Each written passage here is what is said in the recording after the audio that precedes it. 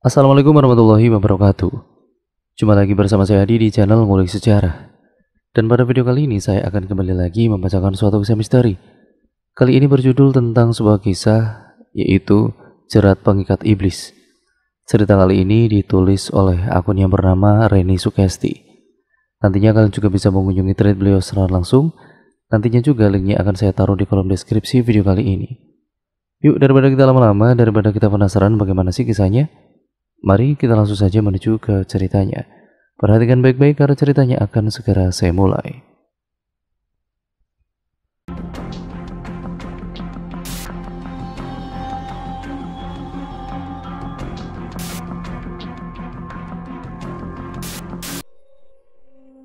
Saat manusia mulai tergoyahkan akal pikirannya, menundukkan wajahnya pada sang pemilik kebencian, saat itulah dirinya menjadi budak yang dialibikan sebagai persekutuan. Manusia diberi akal untuk berpikir, diberi kekuatan pada jasmaninya untuk bekerja, sedang kekuatan rohaninya untuk berpegang teguh pada akidah. Namun siapa sangka di balik kekuatan yang dimiliki, terselip rasa putus asa yang berkecamuk, hingga gugurlah benteng ideologi. Kisah ini terjadi di suatu desa yang mana elektronik dari masa modern sudah mulai berkembang. Orang-orang yang mengandalkan dukun sebagai acuan dikala mereka membutuhkan pertolongan sudah tergantikan oleh orang-orang yang mengenakan seragam itu. Seperti halnya Pak Sumardi. Beliau adalah tetangga nenek dari ayahku yang berprofesi sebagai seorang pedagang sembako. Beliau ini bisa dikatakan sebagai pedagang yang sukses, dengan mempunyai istri yang selalu mendukungnya, juga anak-anak berbakti yang beliau miliki. Namun naas menimpa keluarga Pak Sumardi ini. Toko kelontong yang ia miliki mengalami kebangkrutan, yaitu karena kebakaran, sehingga hilang semua harta yang ia miliki karena disimpan semua di toko tersebut. Pak Sumardi juga Bu Sumardi ini mengalami kebangkrutan yang sangat hebat. Kebetulan waktu itu aku sedang berada di rumah nenek, karena aku mendapat jatah liburan lebih lama dari pondok pesantren dibanding santri yang lain. Selain itu, aku juga rindu ingin menikmati keasrian desa ini. Dan kulihat rumah Pak Sumardi ini setiap harinya didatangi oleh orang-orang yang ingin menagih hutang. Ya, barang sembako yang terbakar di toko itu banyak yang belum dibayarkan oleh Pak Sumardi kepada pemasok. Aku kasihan melihat Pak Sumardi yang baik hati itu benar-benar bingung, di mana beliau ini kebingungan saat menjawab kapan hutangnya akan segera dilunasi. "Nanda, kamu sedang apa?" sapa nenek yang berhasil mengejutkanku. Enggak nek, Pak Sumardi kasihan ya nek, ucapku. Begitu Lando, hidup nggak ada yang tahu, kadang di bawah, kadang juga bisa naik di atas, kata nenek menasihatiku. Aku pun kemudian dan juga nenek ini berbincang-bincang tentang kehidupan yang tidak bisa dipahami ini, namun harus dijalani dengan hati yang sabar dan juga ikhlas. Seminggu berlalu, orang yang selalu datang ke rumah Pak Sumardi ini sepertinya sudah mulai jarang. Batinku, mereka mungkin capek, atau mungkin hutangnya sudah dilunasi, atau mungkin ya entahlah, sepertinya aku mulai kepo. Beberapa hari yang lalu, setelah itu aku melihat Pak Sumardi mulai merintis lagi usahanya, dan sepertinya usaha yang dijalankan beliau ini mulai stabil lagi. Terlihat jika beliau ini pergi ataupun pulang dari toko sekarang menggunakan mobil. Entah mengapa aku mulai merasakan keanehan pada keluarga itu. Dengan dimulainya, yaitu satu persatu anak-anak dari Pak Sumardi ini dimasukkan ke pesantren semuanya. Pak Sumardi mempunyai 4 orang anak, yaitu anak pertama Zikri kelas 1 SMA, anak kedua Fikram kelas 2 SMP, anak ketiga yaitu Silda kelas 1 SMP, dan yang terakhir adalah Faza yang baru kelas 5 SD. Semuanya tiba-tiba dimasukkan ke pondok pesantren. Hal lain juga ditambahkan oleh Bu Sumardi yang biasanya tidak mengenakan hijab, sekarang beliau makin intens mengenakan itu. ditambah keanehan di setiap malam yang suka ada suara lolongan anjing di sekitar rumahnya. Namun yang paling menonjol saat kulihat Bu Sumardi ini setiap hari semakin kurusan, sedangkan Pak Sumardi biasa saja. Aku sempat mengatakan keanehan-keanehan itu, namun nenek menyuruhku agar aku diam dan tidak membicarakannya kepada orang lain. Pagi ini aku kembali ke pondok pesantren karena masa liburanku ini telah usai. Masih teringat sesuatu yang Pak Sumardi berikan kepadaku sebelum aku berangkat. Malam itu Pak Sumardi memberikanku bungkusan dari kain selendang batik. Aku tidak berpikir untuk membukanya waktu itu, dan aku teringat saat aku sudah berada di kamar pesantrenku. Ku buka bungkusan yang menurutku begitu aneh. Biasanya jika seseorang memberiku bingkisan, bingkisan itu akan ditaruh ke dalam kantong kresek. Tapi bingkisan yang Pak Sumardi berikan kepadaku ini berbeda, yakni ditaruh dalam balutan kain selendang dan tercium harum semerbak dari dalamnya. Sebuah kerudung putih beserta tasbih. Itulah isi bungkusan itu. Namun entah mengapa aku tidak begitu suka dengan kedua benda tersebut. Sedangkan di sisi lain aku sangat membutuhkannya. Akhirnya aku menyimpan kedua benda itu di laci keamanan kamarku, dan malah membeli benda yang sama di market produk. Setengah tahun berlalu, pondok memasuki liburan akhir usana untuk persiapan di bulan Ramadan. Aku sengaja memilih pulang kembali ke rumah nenek dibandingkan ke rumah orang tuaku sendiri. Seminggu sebelum memasuki bulan puasa, aku sudah pulang, namun keadaan berbanding terbalik di desa nenekku ini. Desa ini terlihat begitu mencekam dari sebelumnya. Sehari berada di rumah nenek, aku merasakan sangat berbeda. Tidak seperti dalam angan-anganku yang dulu. Ya, tentu saja, aku pun juga begitu kaget saat mendengar penuturan nenek tentang keluarga Pak Sumardi, yaitu Faza, anak Pak Sumardi yang dititipkan ke dalam salah satu pesantren, meninggal dunia dengan keadaan yang sangat tidak wajar. Menurut yang nenek dengar dari keluarga Pak Sumardi, Faza jatuh dari lantai 3 saat ia baru bangun dari tidurnya. Kamar Faza yang berada di lantai bawah sudah ramai dengan anak kamar, sehingga Faza ini naik di atas untuk beristirahat. Naas tidak dapat terelakkan. Faza yang waktu itu belum sepenuhnya sadar dari tidurnya, berjalan terhuyun-huyun dan kemudian menabrak besi pembatas sehingga terjatuh. Subuh yang pada kala itu sepi sekali langsung ramai oleh peristiwa yang menimpa Faza. Malang tidak bisa dihindari, Faza seketika meninggal dunia di tempat. Sesuatu yang membuatku bingung, Faza tidak ditemukan suatu luka apapun di tubuhnya setelah dibawa ke rumah sakit. Nenek yang pada kala itu menemani Bu Sumardi saat pemakaman Faza berlangsung, merasakan keanehan saat berada di pemakaman. Angin yang tiba-tiba kencang, lalu disusul hujan disertai petir yang menggelegar, membuat kengerian di dalam hati siapa saja yang mengikuti acara pemakaman itu. Peristiwa itu terjadi sebulan setelah aku kembali ke pondok. Lalu setelah 2 bulan berlalu, Vikram tiba-tiba saja sakit dan harus dibawa ke rumah sakit karena pondok tidak dapat menanganinya. Vikram ini mengalami gatal-gatal di seluruh tubuhnya hingga ia tidak dapat berjalan. Tubuhnya penuh dengan nanah di setiap lukanya. Bahkan yang lebih mengerikannya lagi, tubuhnya ini kurus kering. Aku yang baru mengetahui peristiwa ini meminta izin kepada nenek untuk menengok Vikram, sekaligus mengucapkan bela sungkawa.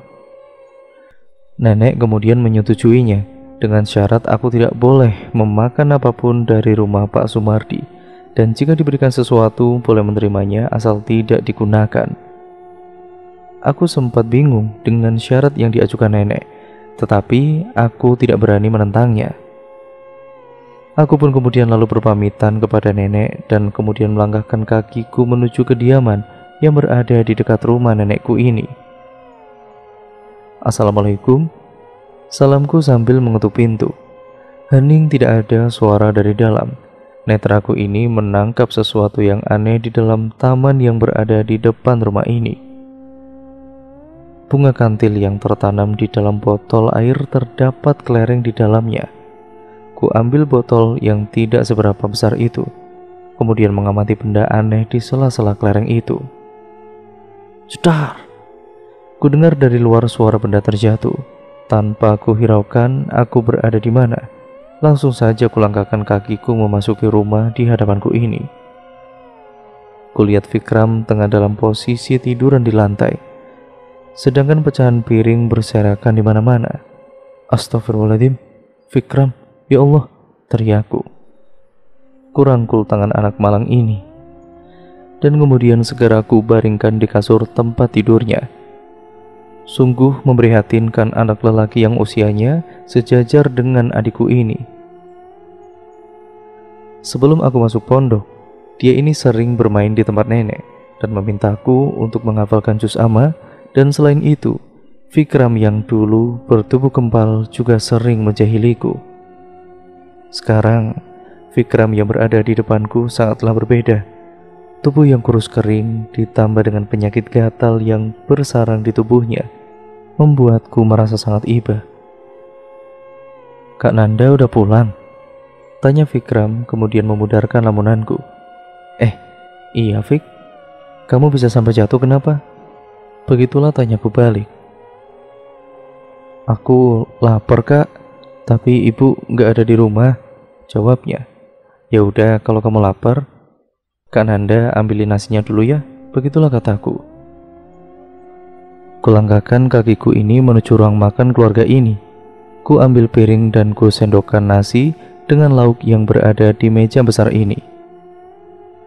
Mataku tiba-tiba membelalak dengan sempurna saat melihat satu piring besar penuh dengan makanan yang bentuknya mirip seperti sesajen. Namun aku tidak boleh suuzon dan lekas beralih dari tempat ini. Ku suapi Vikram yang terbaring lemah itu, mendengarnya bercerita tentang penyakit yang dia anggap aneh. Dia bercerita tentang penyakit yang tengah ia rasakan. Waktu itu Vikram dibesuk oleh ayahnya, yaitu Pak Sumardi. Dia yang waktu itu baru 1 bulan di pondok tidak dapat pulang ke rumahnya saat Faza adiknya ini meninggal dunia. Karena belum mencapai 41 hari di pondok, maka dari itu Vikram dibesuk oleh ayahnya setelah 7 hari meninggalnya Faza. Waktu itu ayahnya selain membawakan makanan kesukaannya dia, Pak Sumardi juga membawakan sebuah bungkusan dari kain selendang coklat. Vikram bercerita, ayahnya waktu itu memberikan sebuah tasbih kepadanya. Setelah sesampainya di kamar ia membukanya. Vikram sangat senang sekali, karena benda itulah yang pada saat itu dia butuhkan. Vikram juga merasa bingung, kenapa ayahnya memberikan benda itu setelah beberapa saat yang lalu. Tasbih kepunyaannya itu tiba-tiba saja menghilang.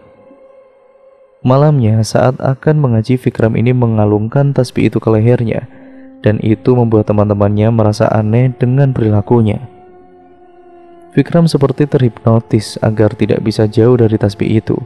3 hari berlalu, Vikram ini mengalami demam hebat, disusul mulai tumbuh benjolan gatal disertai nanah di dalamnya.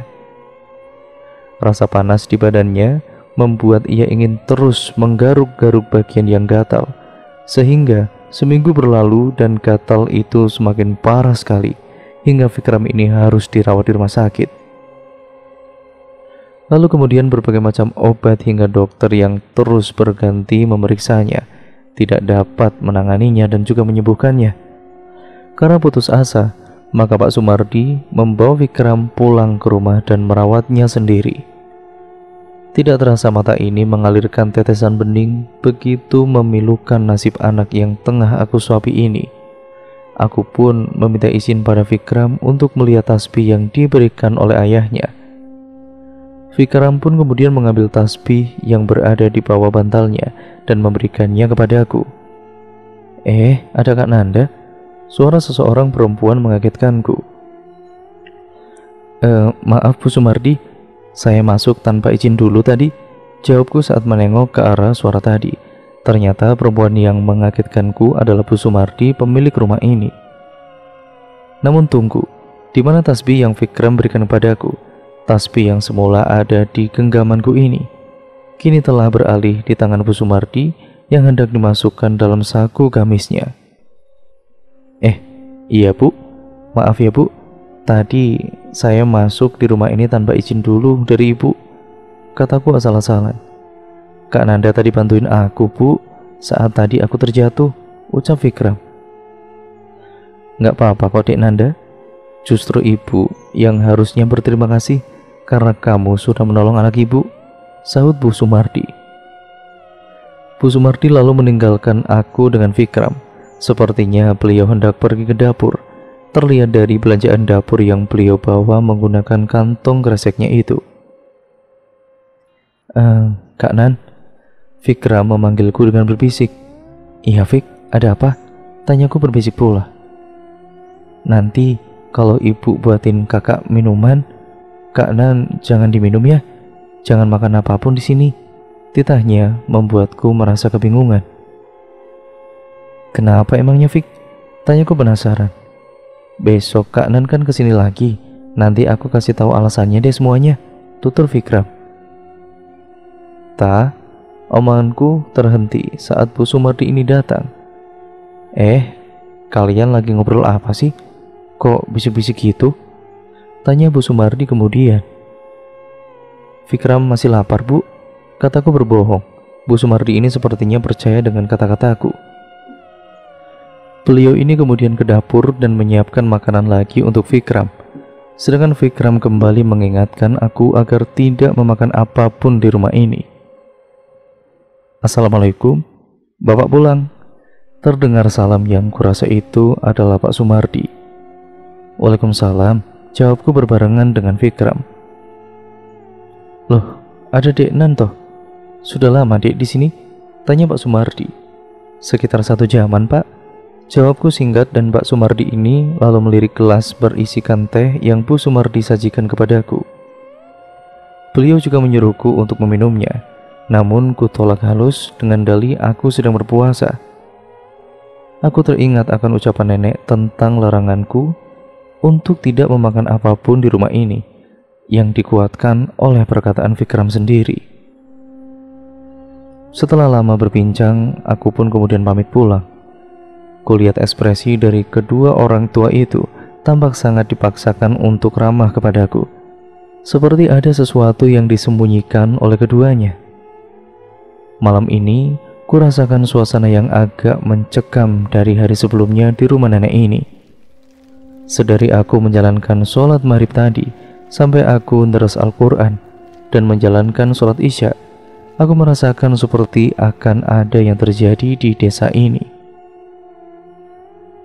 Kemudian terdengar suara sirene mobil ambulan mengagetkanku. Sesegera mungkin ku copot mukenaku dan keluar dari kamar. Tidak aku dapati nenek di rumah ini. Aku pun keluar dari rumah untuk mencari nenek, sekaligus penasaran dengan adanya mobil ambulan. Mataku ini membelalak sempurna saat kulihat tubuh kurus kering tidak berdaya itu dimasukkan ke dalam mobil ambulan. Nenek yang kucari ternyata sudah berada di salah-salah warga yang penasaran juga. Kemudian kuhampiri nenek, lalu tentu saja mencari tahu ada apa gerangan. Namun nenek hanya meneteskan air mata. Setelah mobil ambulan itu pergi, warga kembali melanjutkan aktivitasnya dan pulang ke rumah masing-masing. Begitupun denganku dan juga nenek. Tidak ada sepatah kata pun yang keluar dari mulut nenek. Kita sama-sama syok dengan kejadian barusan. Assalamualaikum warahmatullahi wabarakatuh. Innalillahi wa inna ilaihi raji'un.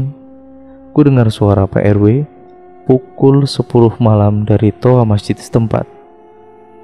Innalillahi, kusibakkan selimutku mendengar kata-kata itu, lalu pergi keluar dari kamar. Setelah berada di ruang tamu, kulihat nenek telah mengganti pakaian tidurnya dengan gamis tentunya. Telah pulang ke sisi rahmatullah Ananda Vikram Syaputra bin Sumardi Syaputra pukul 9:15 di rumah sakit. Semoga amalnya diterima Sang Kuasa dan dilapangkan kuburnya. Wassalamualaikum warahmatullahi wabarakatuh. Lanjut pemberitahuan dari PRW itu. Aku dan juga nenek hanya meneteskan air mata, tidak percaya dengan kejadian yang terjadi saat ini. Baru siang tadi aku bermain ke rumahnya dan ngobrol sejenak. Malam ini Vikram pergi dan tidak akan pernah kembali lagi. Aku masih mengingat dengan baik Vikram ingin menceritakan sesuatu kepadaku, dan ternyata, astagfirullahaladzim. Segera aku ganti piyamaku dengan gamis. Lalu kemudian bersama nenek, aku pun pergi ke rumah Bu Sumardi untuk mengucapkan bela sungkawa, sekaligus membantu persiapan acara pemakaman. Saat kemudian tiba di rumah Bu Sumardi, lagi-lagi pandanganku ini tertuju pada bunga dalam botol yang tadi siang aku pegang. Assalamualaikum. Segera aku tepis rasa penasaranku dengan salam, dan kemudian masuk ke rumah ini. Waalaikumsalam, jawab ibu-ibu serempak yang sudah ada di tempat itu. Kulihat Bu Sumardi ini bersandar di ranjang almarhum Vikram, sedang jasad putranya ini berada di sampingnya dengan ditutupi kain tipis. Sungguh, aku merasa sangat iba sekali melihat pemandangan ini tentunya. Namun entah mengapa perasaan yang ganjil selalu saja muncul tiap kali berada di keluarga ini. Beberapa laki-laki desa ini masuk ke kamar almarhum Vikram, lalu dengan perlahan mereka mengangkat jenazah Vikram untuk dimandikan, yang sebelumnya telah mendapatkan mandat dari Pak Sumardi. Kebetulan sekali, tadi sore Kak Fajar, kakak kelasku di pondok ini, berkunjung ke rumah nenekku. Dia sedang tur ziarah di makam beberapa waliullah dan melewati desa nenekku itu. Kak Fajar pun ikut merumat jenazah Vikram karena malam ini dia masih ada di desa ini dan menumpang istirahat di masjid setempat. Kulihat Kak Fajar ini tampak akrab dengan warga sini. Dia pun sepertinya juga tidak risih saat memandikan jenazah Vikram yang penuh dengan luka gatal itu. Aku begitu bangga dengannya yang sangat ringan tangan dalam melakukan kebaikan. Proses perumatan jenazah sudah selesai, tinggal menyolatinya saja.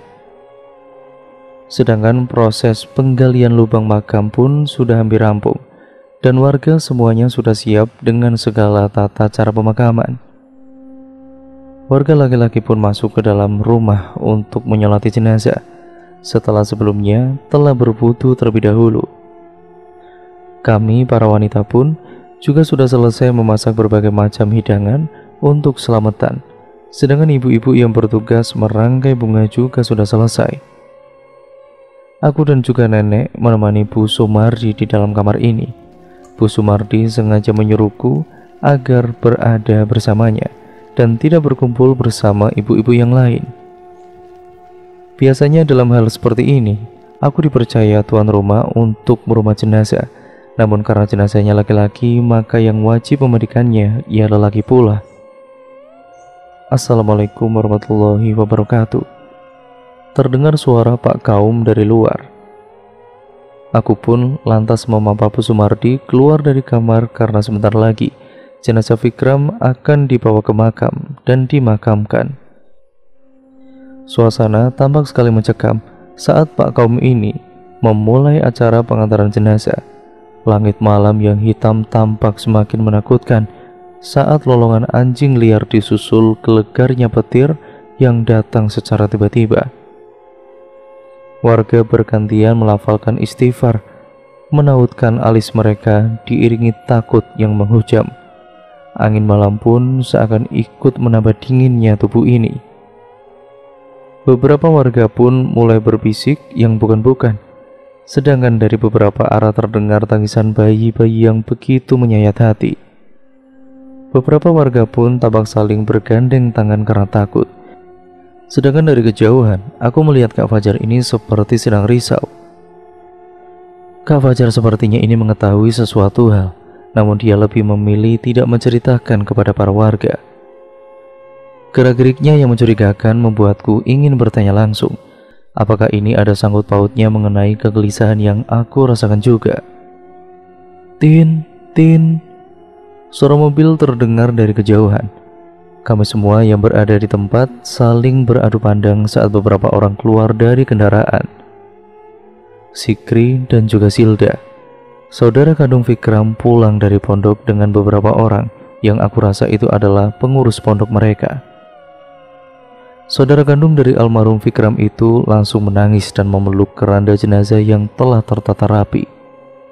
Baru beberapa bulan yang lalu, adik mereka yang paling kecil meninggalkannya.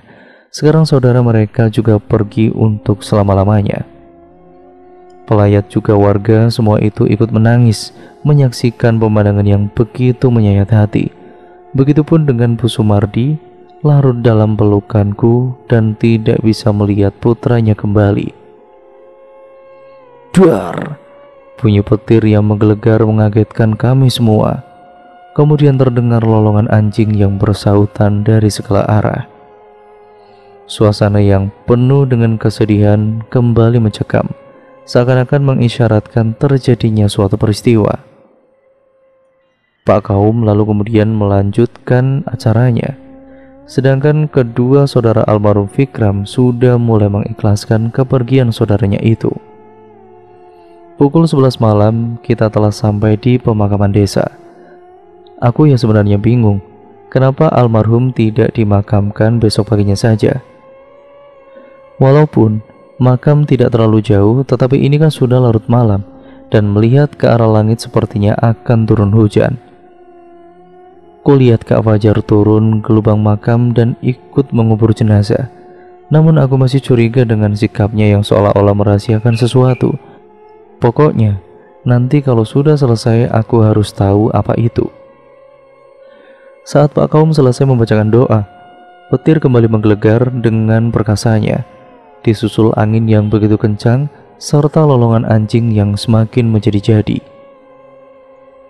Kami pun kemudian lekas-lekas pergi dari makam ini karena rasa takut yang kembali menyergap kami.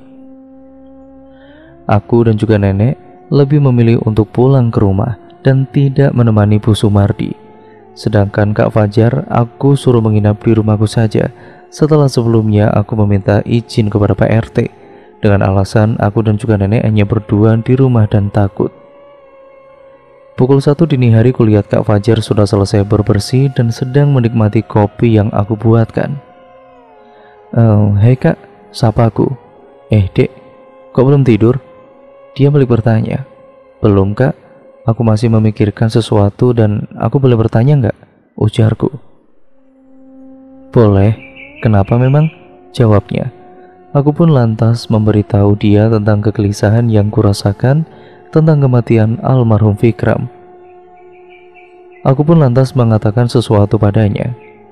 Kak, tadi sewaktu aku berkunjung ke rumah Bu Sumardi, Vikram ini tampaknya akan mengatakan sesuatu hal kepadaku, ucapku. Sesuatu? Apa emangnya? Tanya Kak Fajar. Entahlah, Vikram akan mengatakannya besok. Tetapi Vikram lebih dulu dipanggil sama sang holik, lirihku. Kak Fajar diam sejenak, seperti ada yang sedang dipikirkan olehnya. Dek, kamu ngerasa aneh nggak dengan keluarga Pak Sumardi? Tanya Kak Fajar. Memangnya kenapa Kak? Apa ada yang kakak sembunyikan dariku tentang kematian Vikram? Tanyaku penuh selidik. Iya dek, kamu benar banget. Almarhum itu meninggal dengan cara yang tidak wajar, jelas Kak Fajar. Aku semakin melongo dengan ucapan Kak Fajar, karena Kak Fajar ini ikut dari memandikan jenazah hingga memakamkan jenazah Vikram itu, dan mengetahui secara rinci bagaimana kondisi tubuh jenazah Vikram ini. Aku semakin tidak bisa membendung air mata yang terus ingin keluar ini, mengingat tubuh kurus almarhum Vikram saat kemarin aku papa. Suara deheman nenek ini mengagetkan kami. Aku dan juga Kak Fajar langsung salah tingkah, kemudian mengetahui ternyata nenek mendengarkan pembicaraan kami. Kalian ini mau jadi detektif atau apa? Sok-sokan mau membongkar kasus, kata nenek seraya tersenyum penuh arti. Kami berdua lalu tertawa dengan perkataan nenek yang sedikit meledek kami. aku pun lantas berbicara kepada nenek mengenai kejadian kemarin, di mana almarhum Vikram ini hendak memperlihatkanku tasbih yang mana tasbih itu langsung diambil oleh Bu Sumardi. Nenek diam sejenak, lalu kemudian dia memilin-milin kepalanya yang sudah beruban. "Tasbih seperti apa, Nduk?" tanya nenek. "Ya tasbih yang sekilas mirip punya aku, Nek. Yang Pak Sumardi berikan dulu waktu aku berangkat ke pondok itu, Nek," jawabku. "Astagfirullahaladzim," seru nenek. "Kenapa, Nek?" Aku dan juga Kak Fajar berbarengan kaget. "Di mana tasbih itu? Kamu belum menggunakannya kan?" tanya nenek. "Belum kok, Nek. Kerudung yang diberikan juga belum Nanda pakai kok, Nek," jawabku kebingungan. Nenek sepertinya mengetahui sesuatu. Terlihat dari cara beliau yang kaget sewaktu aku membahas tasbih, kurasakan kegelisahan yang beliau rasakan, di mana rasa takut itu tiba-tiba terlihat pada beliau. Nenek pun kemudian masuk ke dalam kamar. Setelah sebelumnya aku beritahu bahwa 2 benda yang Pak Sumardi berikan belum aku pakai dan masih tersimpan rapi di rak lemari pondok.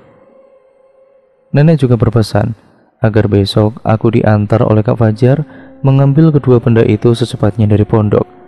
Dalam kebingungan, aku melihat Kak Fajar seperti mengetahui sesuatu. Keesokan paginya, aku diantar Kak Fajar menuju pondok pesantren di mana aku menimba ilmu. Aku meminta izin sebelumnya pada Bu Sumardi karena sudah tidak ikut membantu rumah beliau itu. Saat aku naik ke sepeda yang Kak Fajar kendarai, kulihat dari kejauhan Pak Sumardi ini menatapku dengan tatapan aneh, tatapan yang seolah-olah mengintimidasiku. Kak Fajar kemudian melajukan sepedanya, sedangkan aku memikirkan tentang tatapan yang Pak Sumardi berikan kepadaku. Aku kemudian diam tidak memberitahukannya kepada Kak Fajar. Aku takut mengganggu konsentrasinya. 2 jam kemudian berlalu. Aku dan juga Kak Fajar ini diam membisu selama perjalanan berlangsung. Mungkin Kak Fajar canggung untuk berbicara padaku karena tidak ada yang menengahi kami. Padahal kalau diingat ya, semalaman juga kita berbicara berdua sebelum datangnya nenek. Waktu pun berlalu. Dan kini aku dan Kak Fajar sudah tiba di pondok tempatku mengaji. Aku lalu masuk ke rumahku setelah sebelumnya meminta izin pada para penjaga yang berada di pos keamanan pondok itu. Sebelum itu aku meninggalkan Kak Fajar di luar karena tidak boleh membawa santri putra masuk ke pondokku. Ku ketuk pintu kamar dan setelah tiba dan dibuka di situ ternyata banyak temanku yang tidak pulang. Mereka lebih memilih liburan di sini karena ingin berkhidmat kepada Bu Nyai. Ya, sekalian bantu-bantu menjaga dan membersihkan area pondok. Jadi kalau santri lain yang pulang datang kembali ke pondok, maka pondok tentunya sudah dalam keadaan bersih dan keamanannya juga terjaga oleh mereka yang tidak pulang. "Assalamualaikum," aku mengucap salam. "Waalaikumsalam," jawab mereka serentak. "Mbak Nan," teriak adik kelasku yang sudah kuanggap sebagai saudaraku. Aku pun lantas bersalaman dan berpelukan dengan mereka, serta duduk-duduk santai di kamar ini. Kamar yang menjadi saksi perjuanganku menimba ilmu di pondok dengan penuh perjuangan. Aku pun lalu izin kepada pengurus kamar setelah cukup berbincang-bincang, yang mana pengurus itu diberi hak untuk memegang kunci keamanan. Kuputar gagang rak yang sudah tidak berfungsi itu, lalu kemudian kubuka. Ku ambil bungkusan kain jarik itu, lalu kemudian memasukkannya ke dalam kantong kresek. Mbak Nanda, bisa duduk sebentar nggak?" Aku tersentak oleh permintaan Dek Fitri. Iya, boleh, kenapa Dek?" jawabku sembari duduk di tengah-tengah mereka. "Mbak Nan ingat nggak tentang yang dulu itu, yang tiba-tiba keluar asap putih dari rak keamanan itu, yang asalnya dari bungkusan punyanya Mbak Nan itu?" tanya Dek Santi sambil menunjukkan bola matanya ke bungkusan yang aku pegang itu. "Iya Dek, aku ingat. Kenapa?" tanyaku. "Kemarin itu terjadi lagi Mbak. jawab keenam temanku yang dengan kompaknya. Aku lalu mengingat kejadian waktu itu. Saat itu, aku dan juga temanku seangkatan pada kali itu baru saja selesai mengaji dan keluar dari kelas. Aku pun langsung pergi ke kamarku dan bersiap-siap untuk pergi ke dapur umum karena perutku sudah mulai meronta-ronta. Selain itu juga karena waktu makan sore ya sudah lewat tentunya. Setibanya aku di kamar, anak-anak kamar yang berjumlah 29 itu sedang berkumpul dengan keadaan duduk bersila sambil ketakutan. Mereka takut karena melihat asap putih keluar dari rak keamanan. Selain itu juga tercium wangi semerbak di dalamnya. Aku yang merasa penasaran dengan itu, lalu meminta kunci pada keamanan yang memegangnya. Aku lantas membuka rak itu lalu segera memberitahu apa yang terjadi. Ternyata asap berasal dari bungkusan punyaku yang diberikan oleh Pak Sumardi sebelum aku berangkat lagi ke pondok ini. Aku terkejut bukan main mendapati hal yang begitu aneh. Setelah lama terdiam, aku pun lantas mengambil air dan membacakan sebuah amalan dari ijazah yang aku punya. Aku lalu kemudian memercikinya pada bungkusan itu. Seketika aroma wangi tidak tercium lagi dan asap putih itu pun juga menghilang. Aku lalu memberitahu atau yang lebih tepatnya mengancam secara halus, tentunya kepada anak kamar agar tidak memberitahukannya pada anak selain kamar ini. Mereka lalu paham tentunya, karena bisa dibilang aku dihormati dan dianggap sesepuh atau senior mereka di kamar ini. Aku mengingat kembali dan juga mencocokkan dengan kejadian meninggalnya almarhum Faza. Ternyata harinya pun sama antara meninggalnya almarhum Faza dengan keluarnya asap putih dari bungkusan itu. Aku pun lalu bertanya kapan asap ini kemarin keluar, dan mereka mengatakan jika asap itu keluar kemarin malam sekitar jam 9 lebih. Astagfirullahaladzim, refleks aku beristighfar. Ada apa mbak? Tanya Mbak Aru. Aku pun lantas berbicara kepada mereka agar merahasiakan tentang kejadian kemarin yang mereka alami. Sontak mereka pun mau mengikuti apa yang aku perintahkan. Aku pun lantas berpamitan kepada mereka untuk pulang. Setelah sebelumnya aku memberikan sedikit cemilan untuk mereka. Aku lalu menuju pos keamanan dan berpamitan pada penjaga yang membantu mengawasi dan menjaga pondok ini. Tak lupa kemudian juga aku memberikan sedikit cemilan pada mereka agar tidak mengantuk saat berjaga. Ku tengok ke kanan dan ke kiri, Kak Fajar sepertinya masih betah berlama-lama di Pondok Putra. Terbukti kita janjian untuk keluar pondok menjelang zuhur, tetapi sampai azan zuhur selesai Kak Fajar ini belum juga terlihat batang hidungnya. Ih, Kak Fajar ini kemana sih? Aku tunggu-tunggu juga. Kesalku karena kesal. Aku pun masuk ke musola pengurus pondok untuk melaksanakan kewajiban 4 rakaat siang ini. Aku berwudu dulu di luar musola, dan saat aku membuka pintu musola, begitu takjubnya aku melihat pemandangan yang begitu indah di dalamnya. Subhanallah, begitu damai rasanya melihat seperti ini. Tak sadar senyum manis mengembang di bibirku. Aku yang mengira Kak Fajar lupa padaku dan sengaja berlama-lama di Pondok Putra, ternyata Kak Fajar sedang berwirid di tempat ini. Entah, tidak ada angin, tiada hujan. Butiran bening ini mengalir dari pelupuk mataku. Segera butiran bening itu kusekal lalu ku ambil, setelahnya mengkena di lemari dan kemudian menggelar sajadah. Kak Fajar lalu kemudian mengimamiku. Dan tentunya aku pun menjadi makmum dalam sholat ini. Tidak butuh waktu lama, sholat telah kita tunaikan dan bersiap-siap untuk segera pulang ke rumah. Akhirnya kita sampai di rumah dengan selamat saat waktu menunjukkan pukul 2:30. Begitu sampai di rumah, aku dan juga Kak Fajar ini langsung ke rumah makan. Nenek yang melihat kami pun, ya tentu saja seperti orang kelaparan, merasa bingung dan bertanya mengapa kami seperti ini. Nenek hanya tersenyum saat Kak Fajar memberitahu kalau kami tidak berhenti di perjalanan untuk makan, sebab makanan nenek adalah makanan yang paling enak katanya. Aku hanya bisa menahan tawa oleh perilaku Kak Fajar yang sedemikian rupa, padahal Kak Fajar sebenarnya sedang berbohong.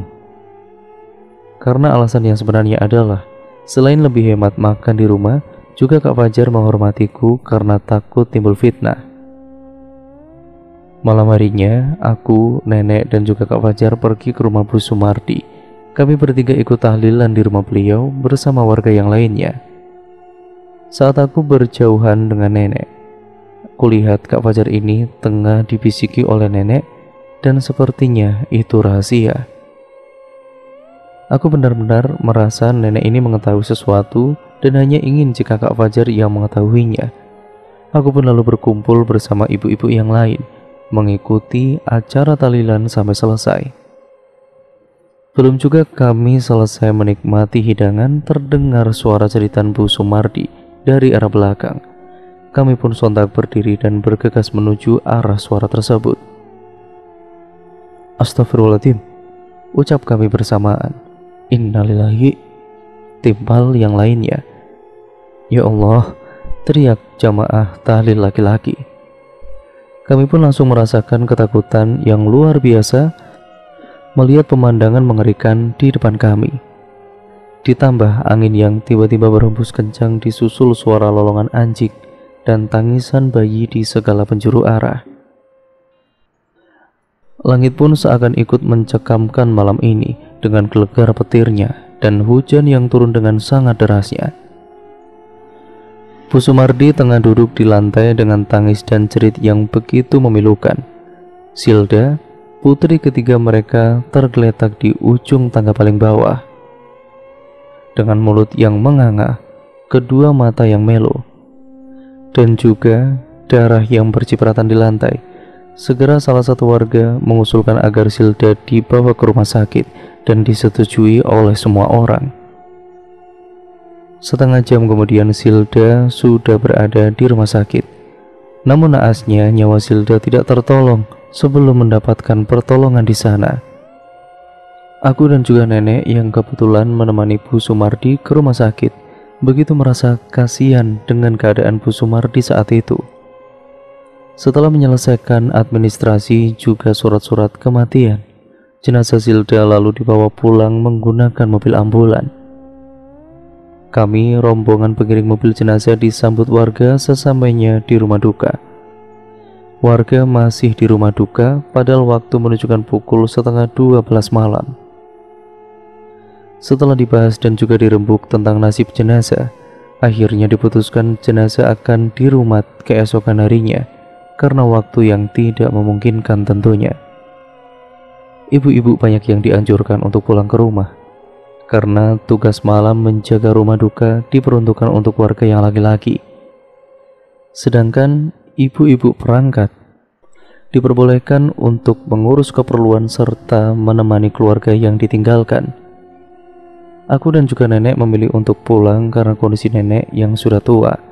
Sedangkan untuk Kak Fajar, aku meminta izin pada Pak RT agar Kak Fajar ini diizinkan untuk berjaga di rumah kami. Pak RT pun memberikan izin dan Kak Fajar menginap lagi di rumahku. Setelah sampai di rumah, aku kemudian memastikan nenek sudah tertidur dengan lelap. Karena niatku meminta izin agar Kak Fajar ini menginap di rumahku, tidak lain karena aku ingin membahas tentang kematian anak-anak dari Pak Sumardi. Kak, ayo bangun. Ku tepuk pundak Kak Fajar dan kemudian, adik, ada apa? Tanya Kak Fajar sambil mengucek-ngucek matanya. Bangun dulu ayo, aku mau cerita, begitulah suruhku. Ya Allah, adik ini kan jam 2 pagi. Kakak ini ngantuk banget. Capek, besok aja ya, jawab Kak Fajar. Iya deh, ya udah deh, aku bobok dulu ya, bye, kataku yang kesal dengan ucapan Kak Fajar. Aku pun kemudian melangkahkan kakiku pergi ke kamarku dengan rasa jengkel. Ku pelankan langkah kaki yang siapa tahu kan Kak Fajar tidak jadi melanjutkan tidurnya dan mau mendengarkan ceritaku. Aku pun kemudian mendengus kesal Kak Fajar tidak mencegahku untuk pergi ke kamarku, melainkan suara halus dengkuran yang dari Kak Fajar ini yang aku dengar tentunya. Aku pun tidak jadi pergi ke kamarku, melainkan mengambil HP dan mendekati kakak yang tengah dalam keadaan lucu itu. Aku kasihan melihatnya tertidur pulas karena kecapean, namun tingkat jahilku selalu tidak bisa untuk kulawan. Keesokan paginya kami bertiga pergi ke rumah Pak Sumardi. Kami berkumpul dengan warga lalu bahu-membahu membantu proses perumatan jenazah. Seperti biasa, aku yang ditugaskan untuk merumah jenazah, mulai dari menata peralatan mandi untuk memandikan jenazah itu. Aku beserta 5 orang yang berada di ruang pemandian jenazah dadakan itu langsung memulai ritual pemandian. Baju jenazah yang masih terkena darah itu aku gunting dan terlebih dahulu karena keadaan jenazah yang sudah kaku tentunya. Setelah selesai, lalu kemudian kusiram dengan air secara perlahan-lahan, karena seandainya jika kita mengetahui jenazah itu akan merasakan sakit yang amat sangat di saat sakaratul maut. Tubuhnya penuh luka walau tidak berbekas. Dalam hadis pun dikatakan bahwasanya saat pengambilan ruh dari jasad seseorang yang bernyawa, manusia itu sakitnya seperti terkena 70 tusukan pedang. Wallahu a'lam. Setelah itu, kemudian kuusap tubuhnya dengan menggunakan sabun cair agar mudah saat menggosoknya. Kubasuh lagi dengan air hangat yang disiramkan dari awal hingga akhir pemandian. Kuulang-ulang cara basuhan dengan menggunakan air itu. Tidak lupa juga bagian lubang-lubang dalam tubuh yang tidak boleh terlewatkan, termasuk dubul, dan juga kubul. Setelah selesai, jenazah kemudian aku dudukan, kemudian mewudukannya dengan aku sendiri yang berniat atas nama jenazah.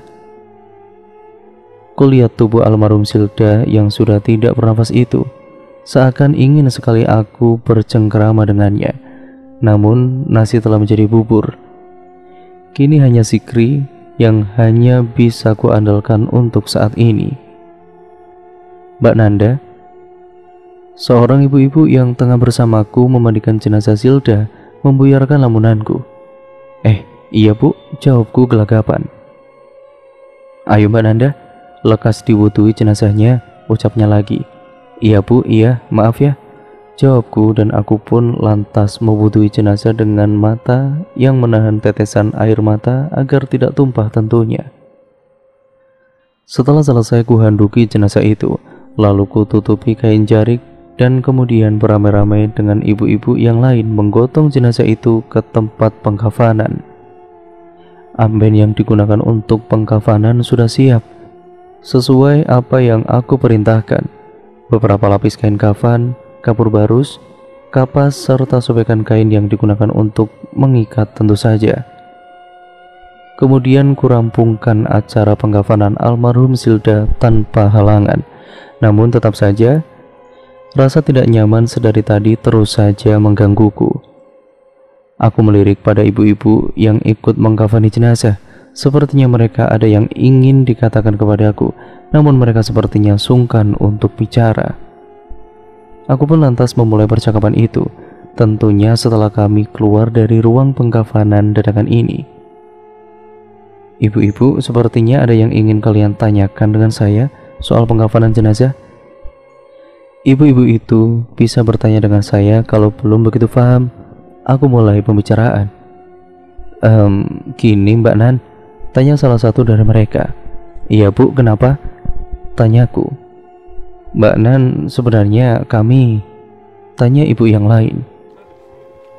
Iya bu, tanyakan saja, jawabku sedikit penekanan, dan kulihat ibu-ibu itu tengah berbisik satu sama lain. Sebenarnya kami takut Mbak Nan, celetuk salah satu dari mereka. Maksudnya? Jawabku sambil mengernyitkan kedua alisku. Mbak Nanda, dengar gak sih?